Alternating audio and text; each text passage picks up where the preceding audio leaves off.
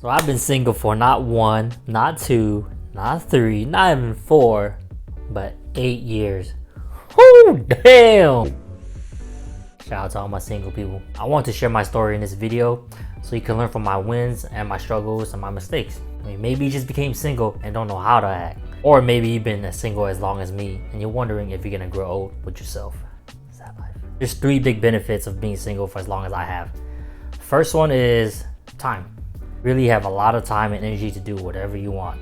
If I want to go out with my homies, I can do it. If I want to get bottles, let's go. If I want to jack off, watch Netflix, and eat my ice cream, guess what? I'ma do it. This doesn't mean that you can just do whatever you want in your dirty little mind, okay? Don't do it. I have a lot of energy to put into something. That is lifting, which is the second benefit.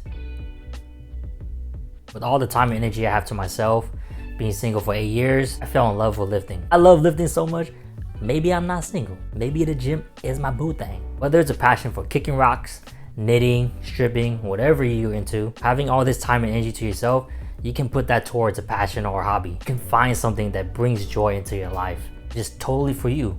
And the third benefit of being single this long is learning how to be comfortable being alone.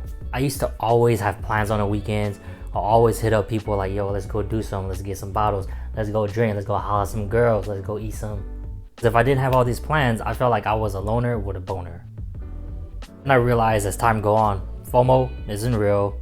I didn't always have to have a plan. I could just not do shit on the weekends. I don't have to have dates lined up like people line up at the store for the latest iPhone. But of course, you can't have the good without the bad. There are some struggles though with being single. One of them is being comfortable with rejection.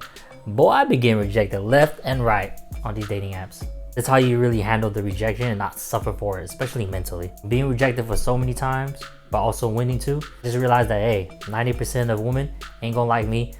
I just need to look for those 10% that's gonna accept these body rolls.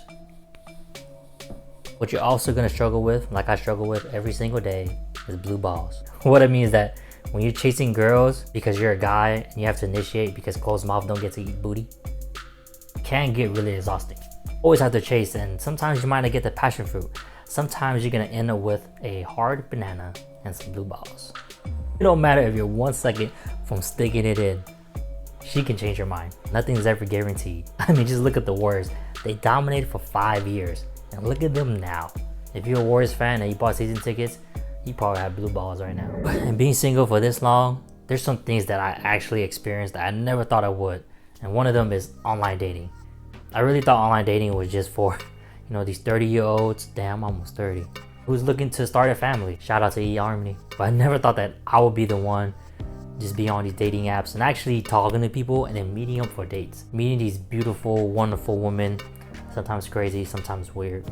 And these stories I have for online dating, these dating apps, that's for another day. Another thing that I experienced that I never really thought of because it was too painful to admit was my taste in women.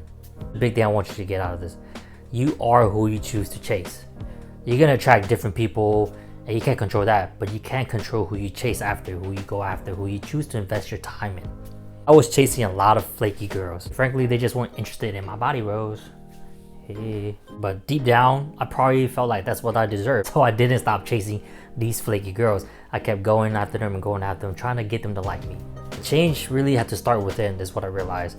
It's really not those girls' fault for flaking and ghosting on me. It was up to me to find out these signs, these early warning signs that they were going to be that kind of person. It's my fault for ignoring those signs, choosing to still invest in them.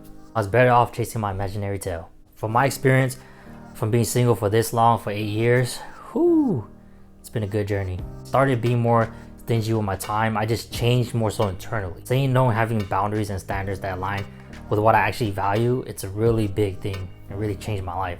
At the end of the day, the only thing I really have control over, continue to go to the gym and lift, work on myself, work on lift stories. Really just have to live your life and live a life worth sharing. And the right girls, not them flaky ones, it's gonna come into your life. Then it's up to you to take your shot, even if you miss. If you enjoyed this video, share this video with all your homies and all your Tinder matches. Hey, don't forget to subscribe to the email list.